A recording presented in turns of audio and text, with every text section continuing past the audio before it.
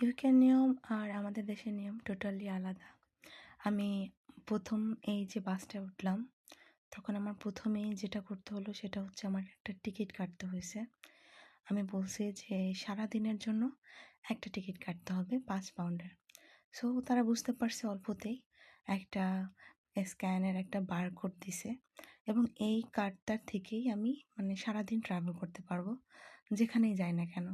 তো একটা কাউন্টারে একটা বাস আছে টাইমলি। আর মানে আমাদের মতো এমন না যে মানে বাসের স্টপ থেকে আগে আসে উঠা যাবে বা নামা যাবে, এরকম কিছুই না। যেখানে বাস স্টপ সেখানে নামতে হবে এবং সেখানে উঠতে হবে। তবে কনফিউজিং ব্যাপার হচ্ছে গিয়ে ম্যাক্সিমাম বাসের নামই এক। ঠিকঠাকভাবে বাসে উঠতে পারাও একটু কঠিন নতুন নতুন যারা আসে তাদের জন্য। আর আমি তো একটু ভুলও করছিলাম।